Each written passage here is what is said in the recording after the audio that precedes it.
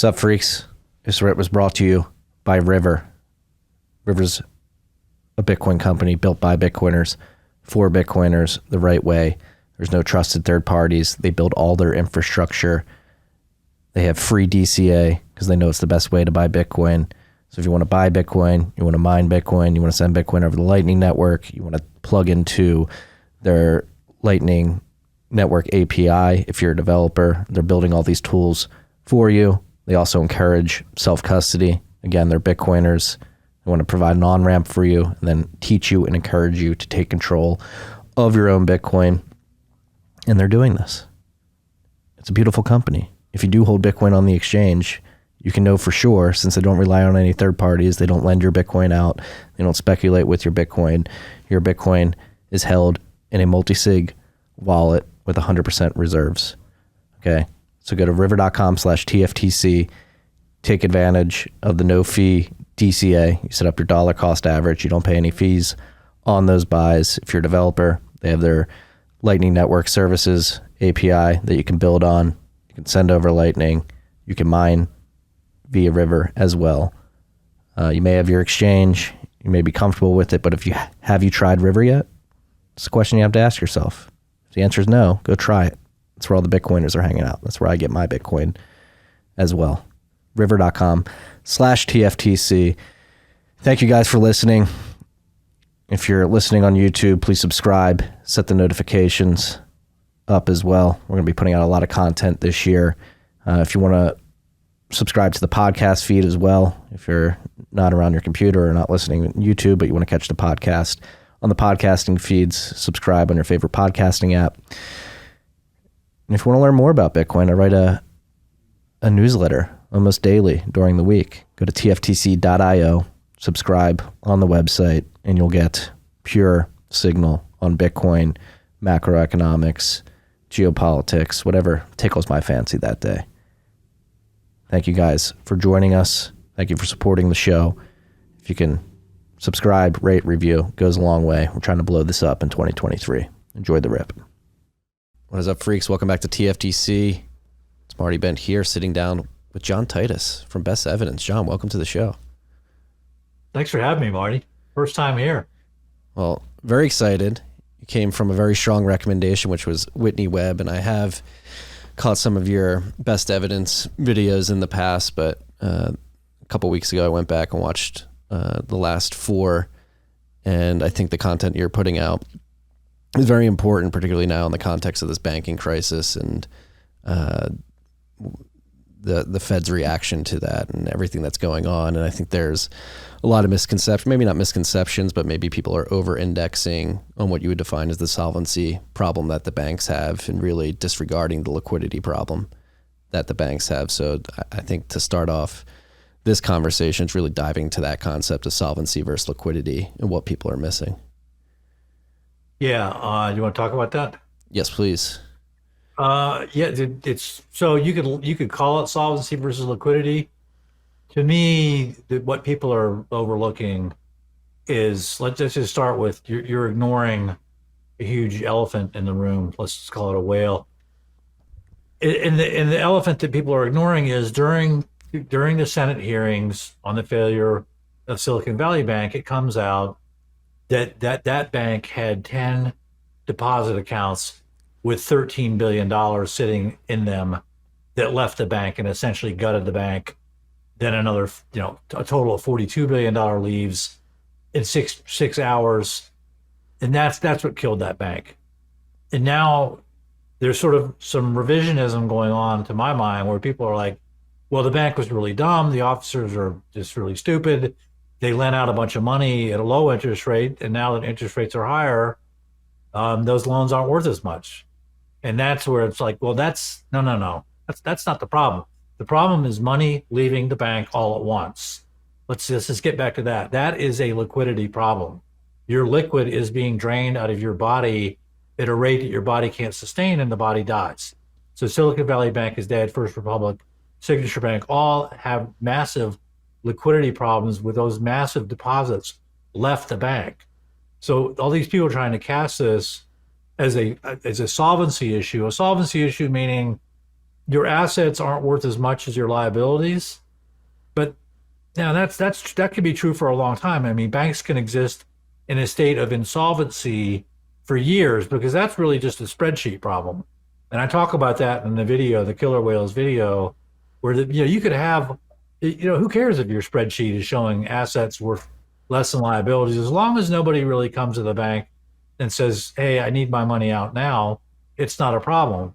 But when they do, and people come into the bank and say, "You know what? I've got $1 billion on account with you, and I want to cash out, or I want to transfer that money." Now it's a liquidity problem, and the liquidity problem is what killed these banks. Yeah, solvency was a problem, and in fact, I did a video on it called "Why is the Fed Provoking a Financial Crisis?" in which I said there's a banking crisis going on right now, and I said that video came out February 15th. That's 3 weeks and 2 days before Silicon Valley Bank failed. I anticipated that crisis. I could see it coming a mile away. Not because they're not on the basis of a solvency problem, although I certainly identified that. To me, the tip off was it's not just a solvency problem, it's a liquidity problem too. And the tip off for me was that the banks, as of February 15th, 2023, were borrowing heavily and rapidly and suddenly from the Federal Home Loan Board banks. They were panic borrowing, I call it. And that is always, if you look at graphs, historical graphs, you'll see that every time there's a banking crisis, there's always a spike in borrowing and panic borrowing from the Federal Home Loan Board banks. And that's what tipped me off. Even though I said, yeah, it is a solvency problem too, that's not really the defining feature of this crisis. And so that should answer your question about why it's a liquidity problem, people wanting their money out, not so much a solvency problem. Yeah, and I think the most jarring stat that you pointed out in your killer whale video was the fact that pre-COVID, the average bank account by the largest account holders at some of these banks was around $496,000. And after all the money printing that went on post-COVID, that jumped up to around $5 million, which is pretty stunning. Yeah, there's a lot of stats in that video. I mean, my presentation style is I go into the details of stuff, and I do present jarring details because I think that they have a better tendency to get remembered. But the stat, and that was the one you're talking about, is the Federal Reserve and another agency. They track checkable deposits by household by a wealth band. And if you look at the top wealth band, the top one they track is the top 0.1%. So the top one household in 1,000. And what they showed there is, and you see this in the video, the average household in the top 0.1%, right in the first quarter of 2020, so right before COVID started, they had $565,000 of checkable deposits. And then in the first quarter of 2022, that amount had multiplied by 8 and was up at $5 million per household, sitting in checkable deposits. And I don't have to tell you that money is most of that money is uninsured. The FDIC insurance limit is $250,000. So sort of a backdrop question on the whole video is, why are these accounts being maintained for years with it basically wholly at risk? Yeah. What do you think was driving the growth in those accounts? Was it purely money printing? Was it people taking money off the table from stocks and rolling it back into cash? Well, if they take money off, okay, so those are two different things, and those are good questions. But if someone sells, let's say that someone's got 1,000 shares of IBM stock and they sell it, that doesn't change the amount of money. It'll change the amount of money in household accounts, so that'll drive it up, but it won't drive up the checkable deposits system wide.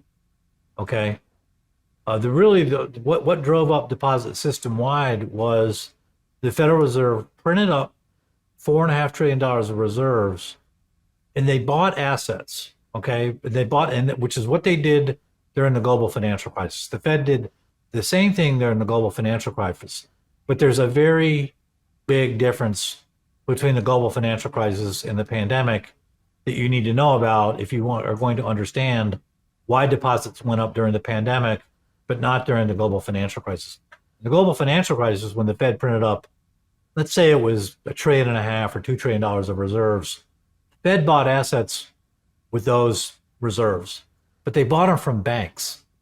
And when the Fed buys assets from banks, it's a two-party transaction because the banks have accounts at the Fed. So if, let's say, the Bank of America sells a $1 billion mortgage-backed security to the Fed, the way that works is the Fed prints up $1 trillion in reserves. It credits Bank of America's account at the Fed. So now Bank of America has an extra $1 billion on deposit at the Fed. And at the same time, that mortgage-backed security now appears as an asset on the Fed's balance sheet. The liability is the new Bank of America deposit for $1 billion. But that's a two-party transaction. When, by contrast, and during the pandemic, the Fed takes that $1 trillion in reserves or $1 billion in reserves or whatever it is and buys an asset from a non-bank, non-banks don't have accounts at the Fed. So it has to be a three-party transaction, the third party being the non-bank's bank, which does have an account at the Fed. So the Fed uses banks with accounts at the Fed as intermediaries whenever it's buying assets from the non-banks. And when that happens, let's say the Fed printed up $1 trillion of reserves and bought assets.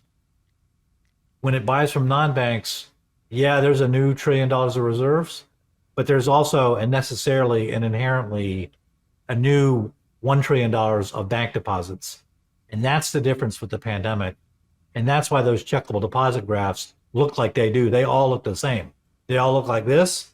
They're kind of jumping along. And then the pandemic hits and the graphs basically go vertical. And people's accounts get multiplied by anywhere from 2.56 times if you're in the lower 50 percentile of households and checkable deposits. That their accounts got multiplied by 2.56 before and after the pandemic, up to the top 0.1%, and their accounts got multiplied by 7.77. And each stratus up, the multiplier was higher. It was completely sequential. And that was really sort of the telltale sign that something, the hugest accounts, the hugest household deposit accounts of the Fed are really massive now. And that's what came out during that testimony of Silicon Valley Bank. It's like, you have 10 depositors with $13 billion. Who keeps that much money in their bank account? And why would you do, I could see maybe doing that for a day, maybe a week at the outside. This is going on for 3 years. And that's what that video really gets into is what is going on here. And the thing is, nobody's talking about this. Well, I am, but nobody else is, not that I know of. Yeah, everybody seems to be focused on the solvency side, the duration mismatch and the selling off of those assets and the falling. It's a patsy.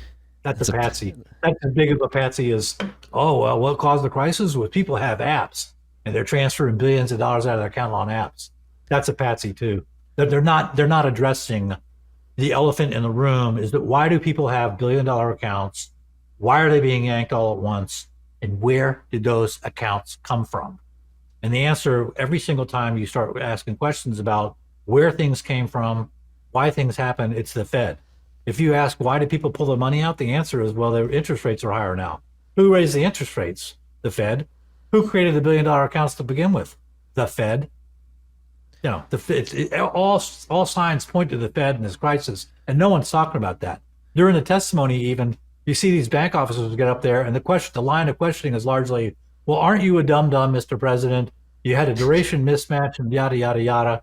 And the bank presidents are just sitting there like, oh, well, yes, I guess I am. And not one of them said, hey, when you bought $1 billion of assets from one of my customers, you didn't ask me about it. You simply used my bank as an instrumentality of your own policy.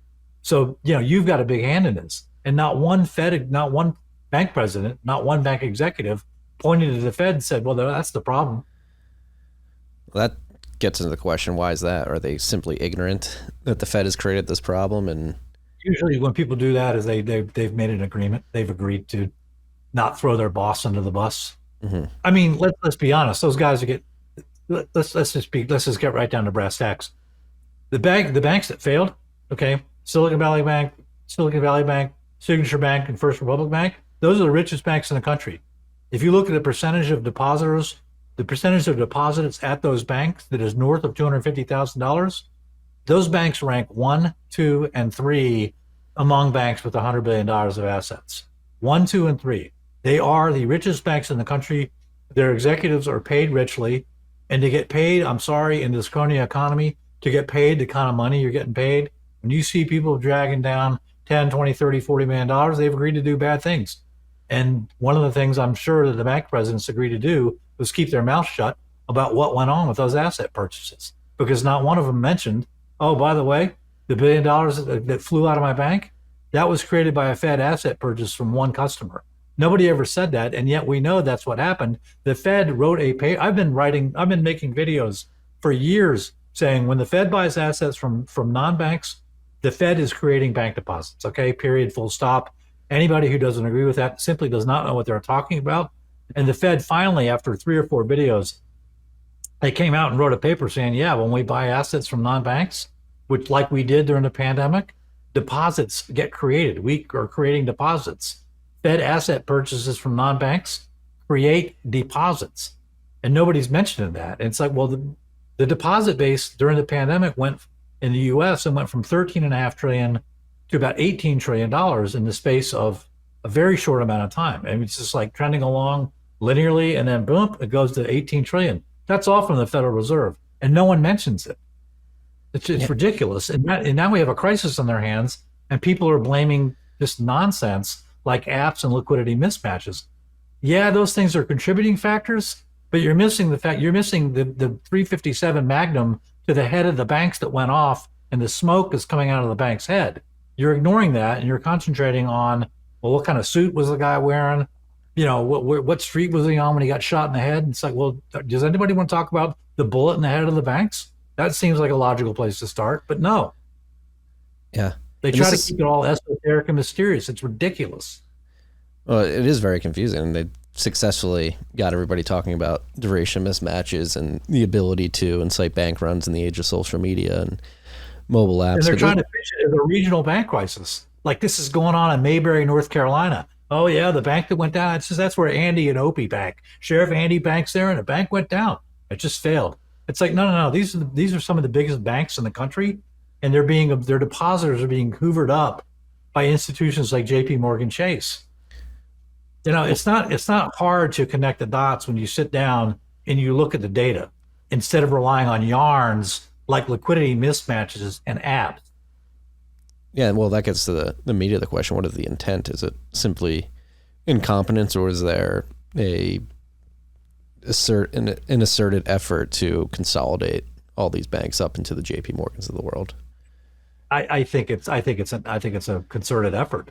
I don't think it's accidental at all. I mean, the fact that the 3 banks had the highest concentration of wealthy depositors is no accident. The fact that the 3 banks that failed, there are 4,700 banks in the U.S. The 3 that failed are in the top 32. The odds of 3 random banks being in the top 47, okay, not the top 32, but in the top 47, are 1 in 100 times 1 in 100 times 1 in 100. It's less than 1 in a million. All right, that's not a random event. This is a deliberate event. It's like a game of Pac-Man. And the next rung down, the too big to fail banks aren't the ones that are failing because they're protected, you know, by the Prince of Darkness on high.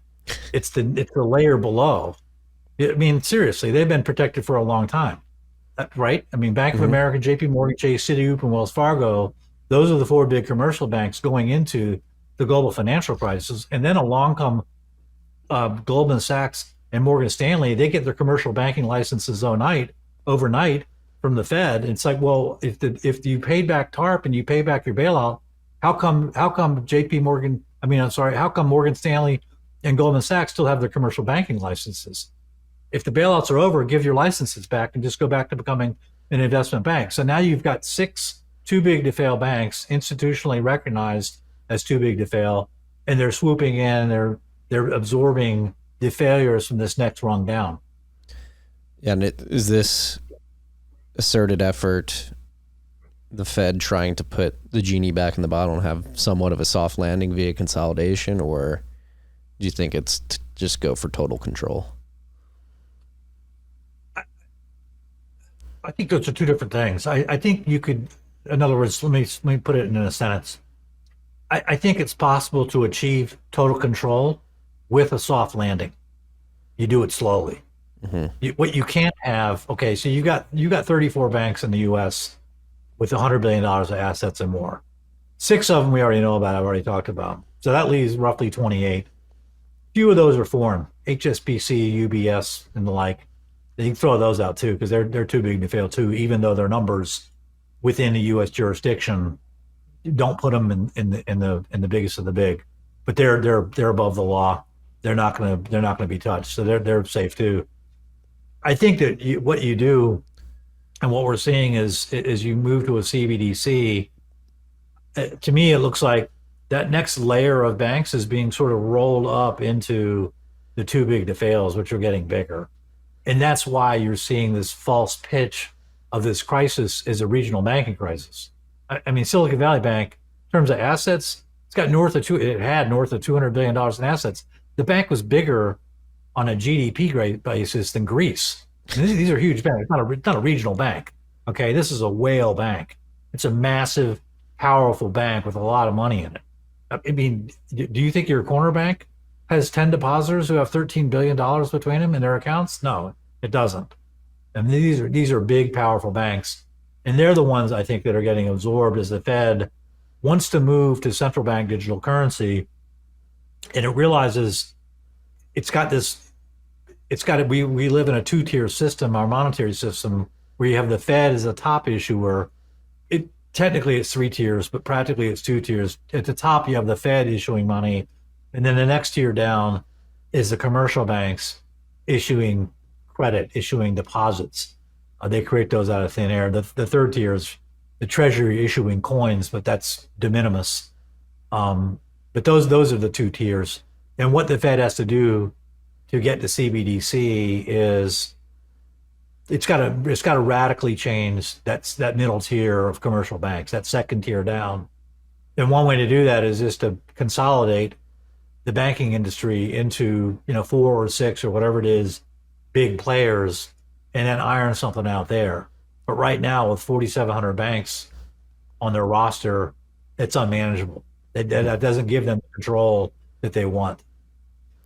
Well, that's been the big knock on CBDCs, or the idea that they will become a thing. The biggest pushback is that the commercial banks will never let it happen because they get cut out of the equation. If you can just go directly from a Fed account to individual consumers, the JP Morgans, BOAs, Wells Fargos of the world won't accept that and won't allow that because they get cut out and they're not able to make their fees. But I think there's another theory that Whitney and I have actually talked about is you just consolidate up to the big four and they act as a UI and they're able to say it's not technically a CBDC. You consolidate up to the big four and you make a deal with the guys like Jamie Dimon. Yeah. And so how do we protect against this? This is a Bitcoin podcast. That's why I focus on Bitcoin and like to talk with individuals like yourself, is because number one, I think this information needs to get out there. Number two, we need to talk about solutions. You get on the phone with your representatives. You got to call your representatives, number one.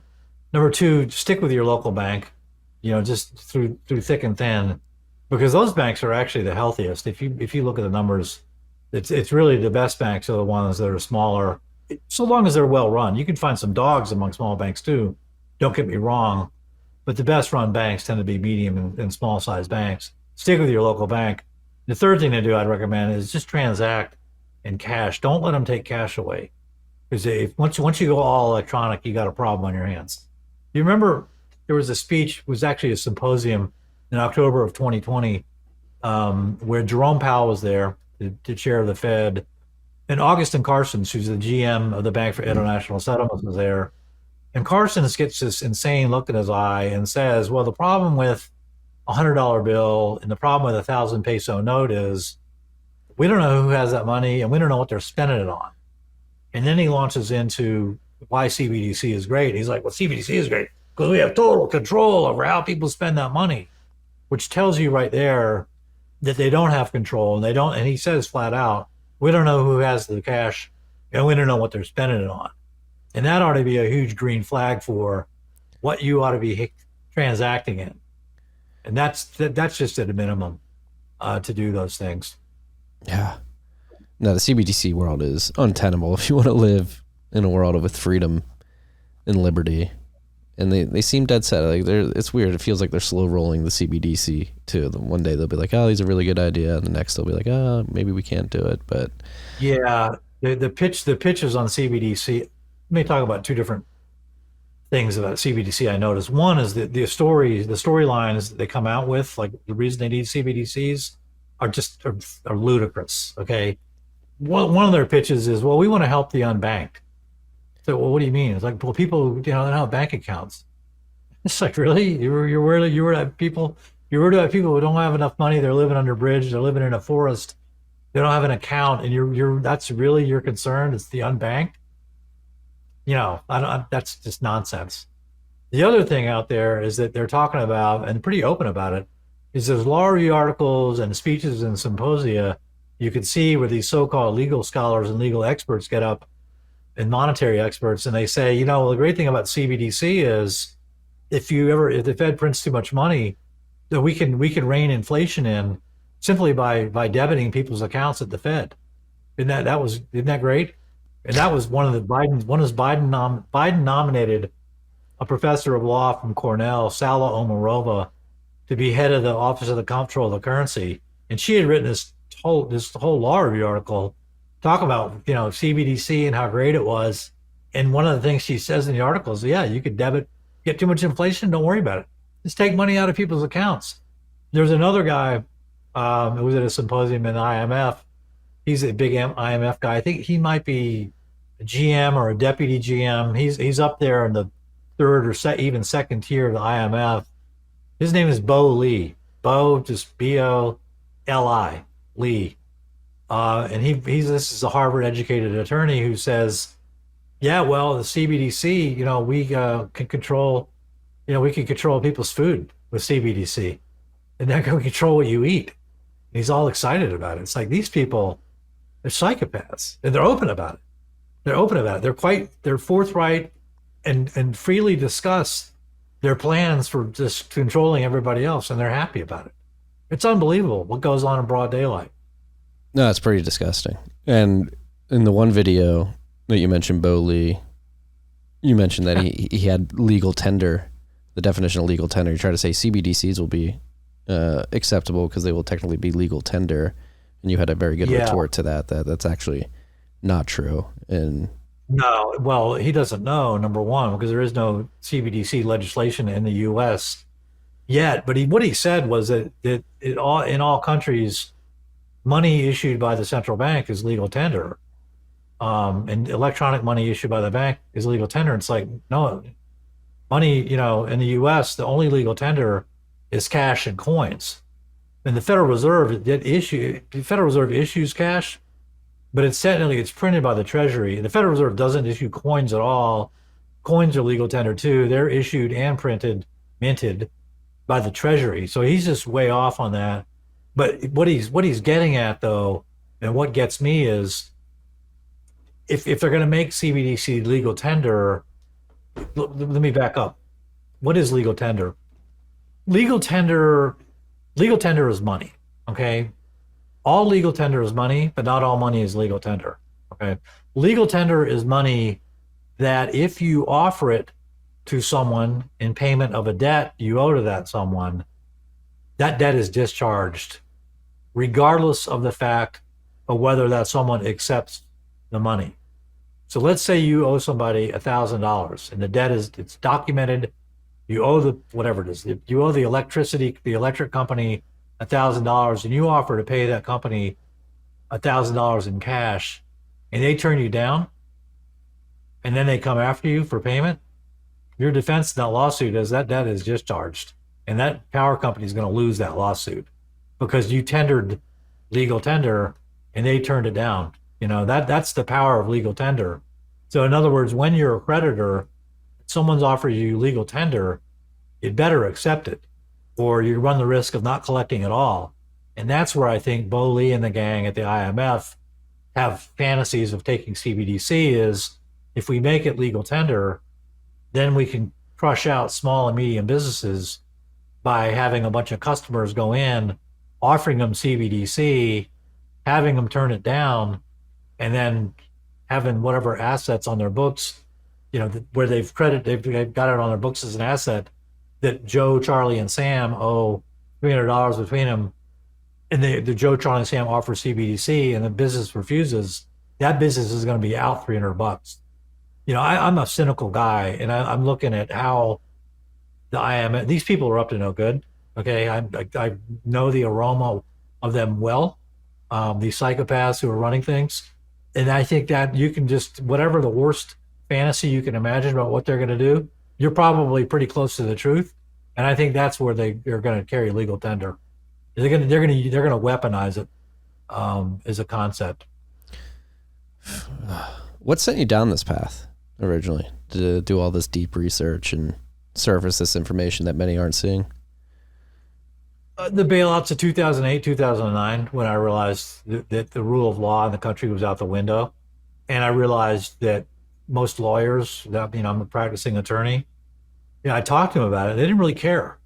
They didn't really think about that stuff. And I'm like, well, this doesn't, you don't understand. I mean, if the rule of law is gone, meaning you no longer have, you back up on the rule of law.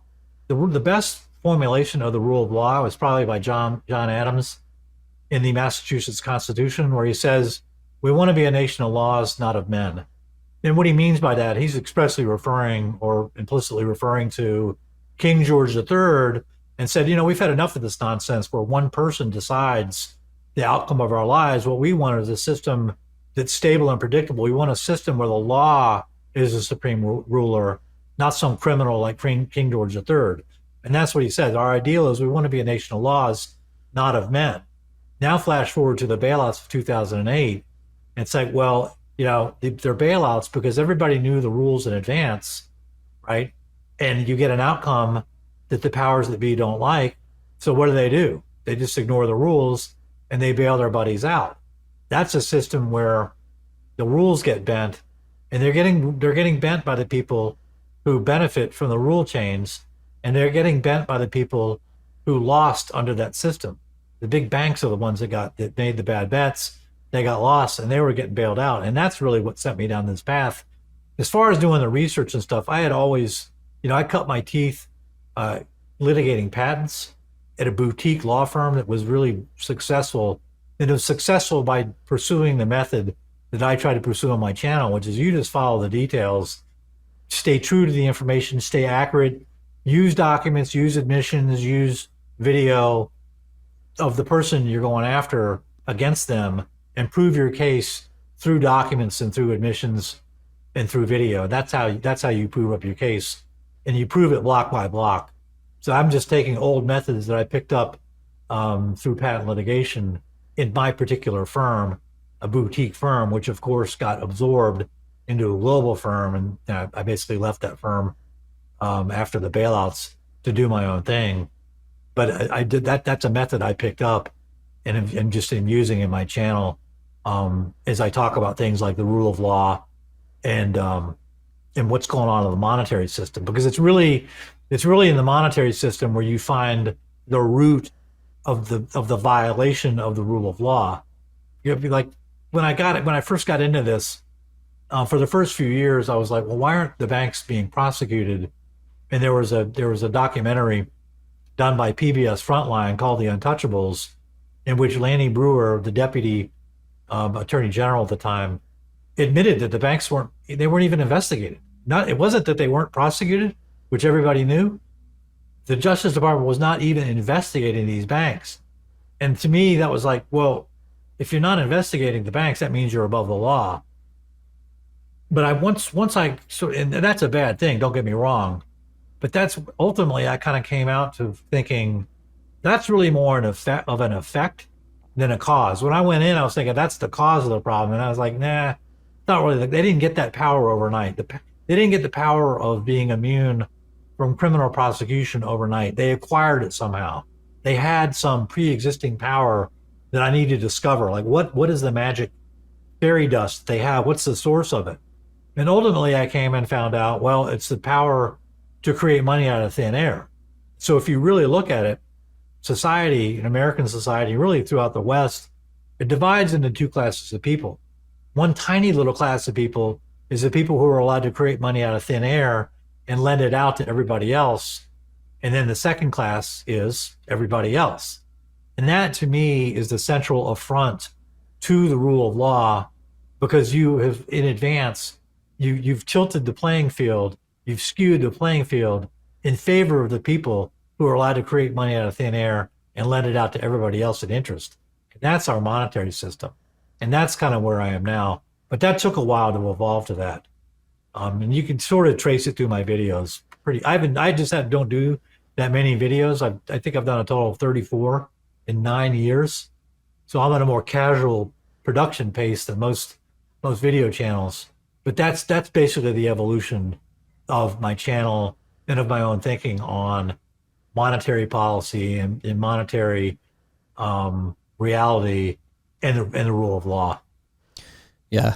I mean, I completely agree with you. That's what we have outside the studio here is fix the money, fix the world. We think the core of all the issues today, whether it be the monetary issues, the social and healthcare stuff, it all leaks into everything that has completely corrupted our society. And as you mentioned in a lot of your videos, you bring up the real AOC. There were people who could see this rot begin before the Federal Reserve even existed. Once you understand how the mechanics of the system work, it's pretty obvious that the rules aren't tilted. And it's really disheartening, disencouraging. I don't know how to put it, but like today's day and world, people just simply don't know how the Federal Reserve works. Most people think it's a federal agency. They still think the dollar's backed by gold.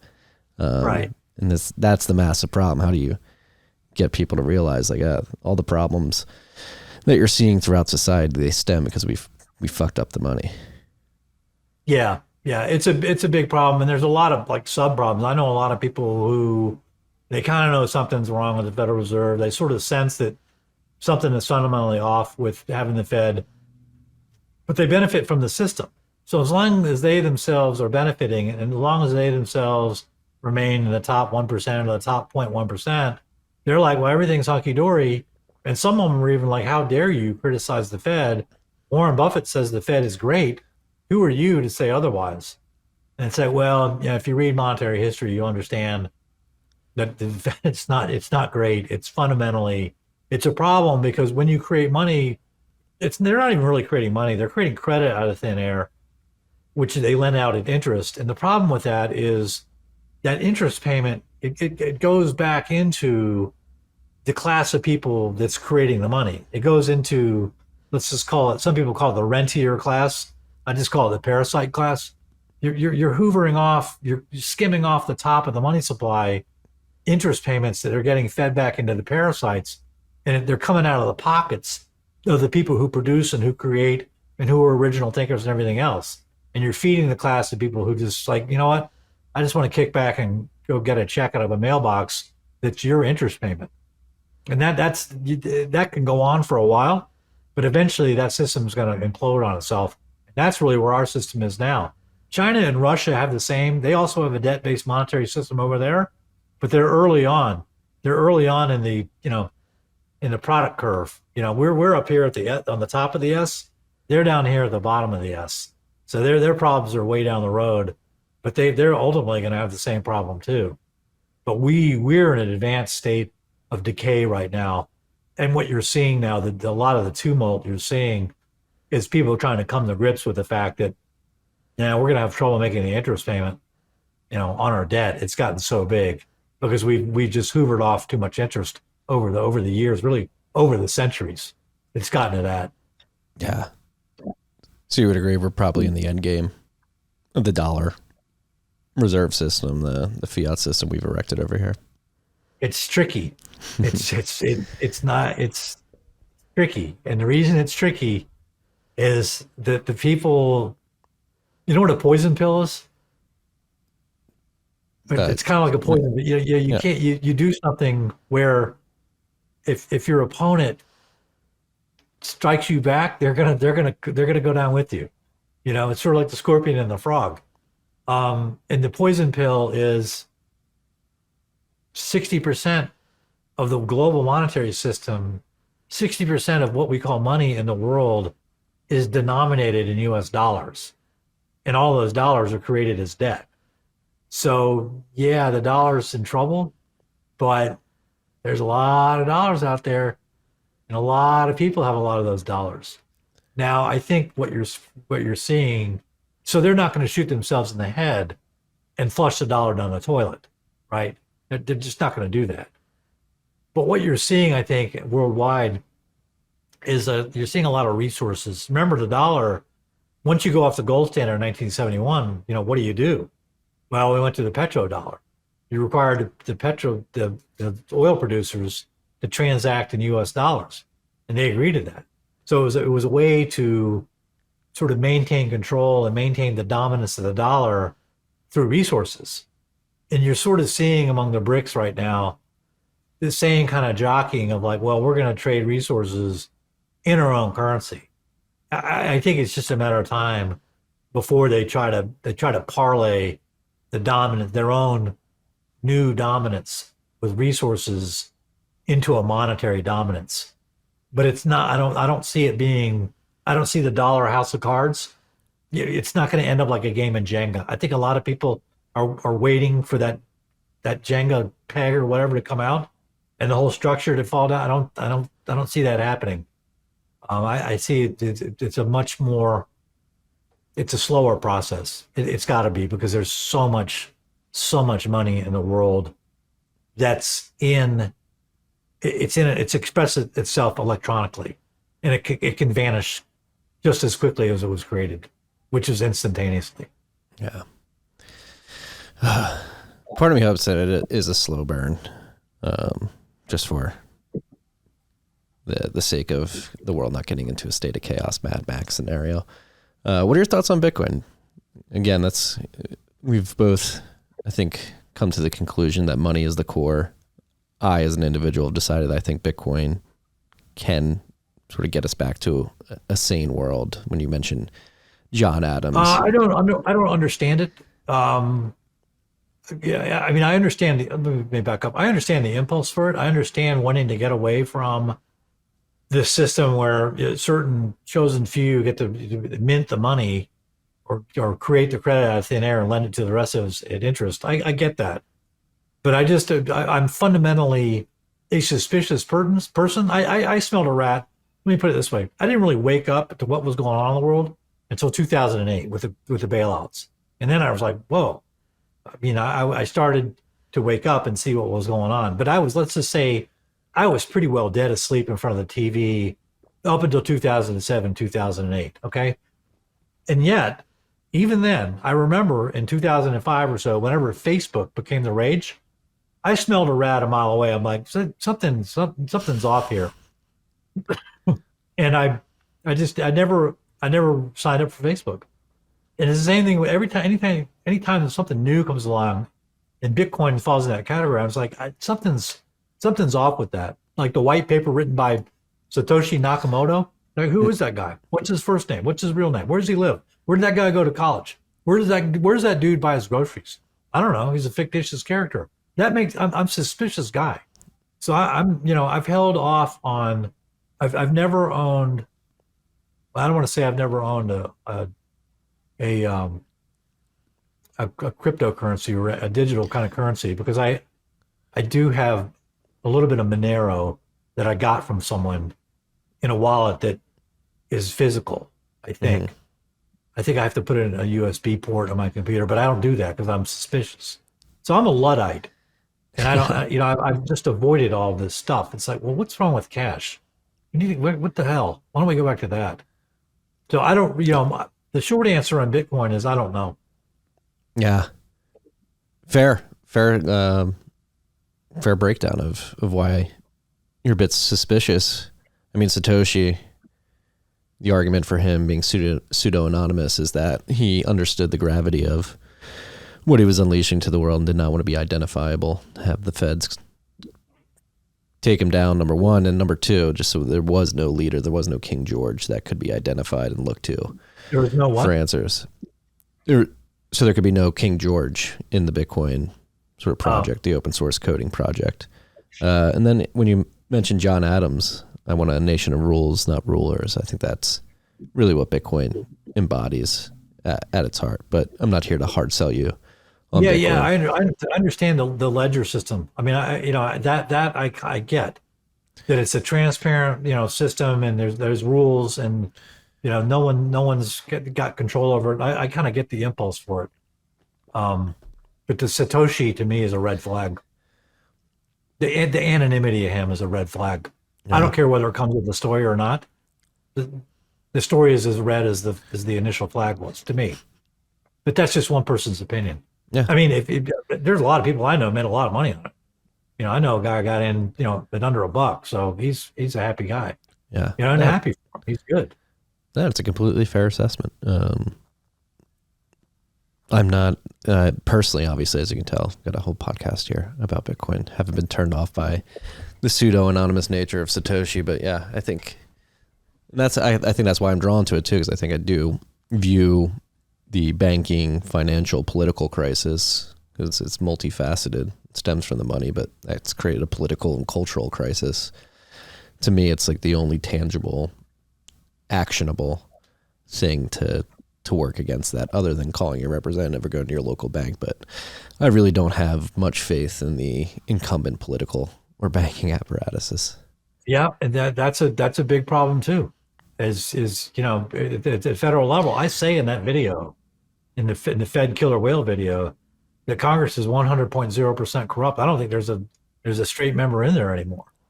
And which is that's bad news, because the constitutional, monetary authority it's in the Constitution. It's in Article 1, power to coin money and regulate the value thereof. It's in Article 1 of Congress. So that money in the U.S., it's a creature of law. It's in your foundational document. There's no getting around that, unless you want to jettison the Constitution. And that, to me, I don't want to do that. I got a lot of respect for the people who wrote it. I got a lot more respect from them than I do, people today, by and large. So I think, to me, that's a radical notion. But I understand the impulse of, what do you do? And I've said this for a while. What do you do when your system, like ours, is that there's some people can commit crimes with total impunity, meaning the too big to fail banks can. I lay that out. I've made that case again and again and again. And ultimately, it comes down to your problem once you reach that stage of, you've got a system that's where people are above the law. It's like, well, you no longer have a constitution. You no longer have a republic. You no longer have the rule of law. Because if someone can declare themselves above the law, and they are above the law, that does fundamental violence to the notion of any kind of legal authority, of any kind of constitutional governance. And what it means ultimately is, to correct that, your only remedy is a revolution. Because otherwise, anything short of a revolution means, in essence, what you're proposing is that the criminals who took over the system now take a vote and decide whether or not they get to stay in power. Yeah. How do you think that's going to shake out? They're not going to take that vote. It's ridiculous to think that. If you just vote harder, you can make the changes, Right. So I understand, Bitcoin to me is that's the first, it's a stab in the right direction, because it's like, well, you do need a revolution of some kind. I just have let me put it this way. If someone could write a paragraph or a paper explaining why Bitcoin is the revolution that I'm looking for, I'm all eyes, I'm all ears. But I've never seen it. I've never seen anybody make out that case. Have people been hard selling you for years on it, or? No, people just like, oh, well, you just don't understand Bitcoin. And I was like, yeah, I don't, sell me on it in a paragraph, on why I bite into that is the way out of the mess we're in. But you got to understand the mess we're in. We're in a serious mess. We're in a bad way. Our system is run by criminals. You get that? Run by criminals. They'll kill you. Yeah. And they're lying. And that's the other thing. They're very good at gaslighting and propaganda. They'll put out all this economic data and jobs numbers and CPI to make it look like things aren't as bad as they really are. But if you know the actual inflation rate and The one chart that jarred me last week, I tweeted this out, was the life expectancy in the U.S. It's collapsing right now. It's dropped from like 76 to 73 and a half, where other nations. Whoa. I didn't realize. I knew it was going down. I didn't realize it was that big. Yeah, it's pretty big. And that's with the fentanyl crisis. That's late stage. We're in the late stages. Once your monetary system goes, to me, that's what's going on. And they've got to cope with that. Because what's killing the financial system, what's killing the monetary system is healthcare. You can't have. I used to have a boss. I worked at a pizza place about 8 years. The guy who owned it was like, he's a Greek guy. He's spoken like fables, but he would say you can't have a million elk living in a field. It's like, that's the U.S. We got a million. We've got too many old people drawing too much money from the health system. You can't. That's just not going to last that long. And unfortunately, what I see coming is not.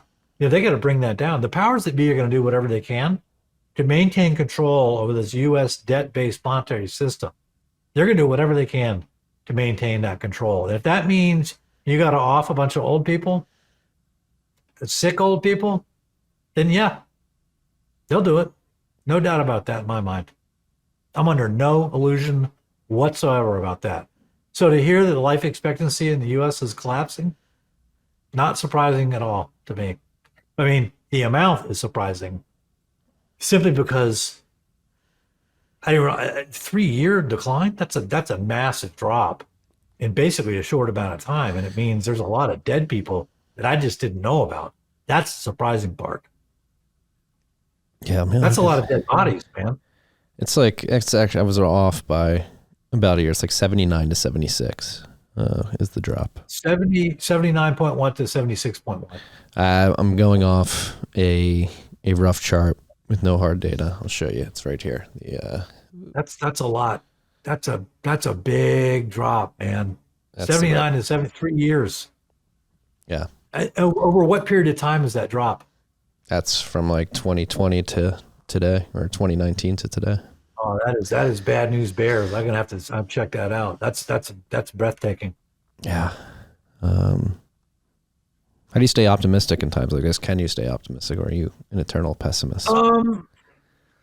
You gotta win the spiritual war, and you can't give in to fear. Tom Paine said, the only way that tyranny remains effective, the strength and power of tyranny, is it lies solely in the fear of resistance. Mm-hmm. And that's a very powerful statement. So you can't be afraid. You got to swing. Yeah, you got to go down. You got to rise. You got to adopt the mindset of I'd rather go down swinging and die that way than to die on my knees, not going out that way. Agreed. And that's I actually wrote about a Thomas Paine quote in my newsletter a few weeks ago. Essentially, like let the hard times come in my time, not my children's time. Yep.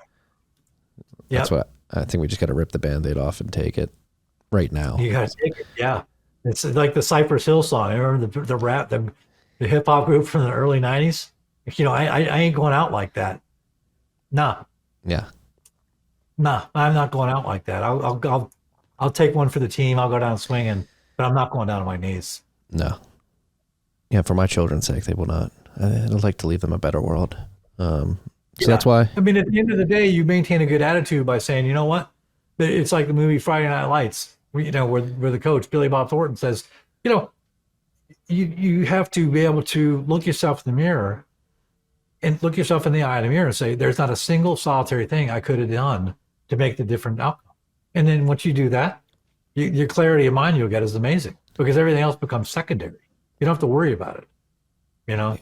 Just worry about yourself and about what you can do, and don't worry about the whole wide world. Yeah. Actionable steps you can take. Take control of your money. Make sure your family's fed. You got water, all that stuff, all the essentials. That too. That's true. People are always like, they ask you, where do I put my money? Where do I put my money? And I say, man, you should be worried about your access to your money. What happens if the power goes out? Where are you going to get your money? Do you know the answer to that? And most people, frankly, don't. Yeah. Just worry about that stuff and stop worrying about, oh my God, what's going to happen in 20 years? The fear game is something that the media and even a lot of big alt media specializes in, is selling fear porn. They're really good at it. And Yeah. it's debilitating. It'll freeze you like a deer in the headlights. And that's not where you want to be. You want to have a clear mind. Agreed. And luckily we have people like you putting out incredible content to help draw the picture and give people some clarity in this world, particularly with the banking stuff. So I appreciate your time today and all the work that you're doing. Hopefully this is the first of many. This was a great back and forth. Yeah. I enjoyed it. Thanks for having me on. It's great to read. It's always nice to be able to reach an audience that I don't really reach that much. I've only done one prior interview with anything crypto related, and that was a YouTube channel named Darren Moore Jr. Anyway, he's a good guy. Yeah. Haven't met Darren yet. But also a very knowledgeable guy too, like you. Yeah, I bet there will be a bunch of Bitcoiners trying to send you paragraphs that explain Bitcoin and why it's a revolutionary That would be awesome. technology. I look forward to that. That'd be great. My email address, by the way, if you just go to my YouTube channel, whatever, I'll just tell you what it is. It's Titus, Titus, bestevidence@gmail.com. That's the email address of my channel. So if you've got the paragraph that can tell me on Bitcoin, send it. I'd love to see it. Well, you got your homework assignment, freaks. Let's get on it. John, thank you again. Really appreciate your time. Thanks a lot for having me. Hopefully I'll see you again. All right. Keep crushing. Peace and love, freaks. Okay.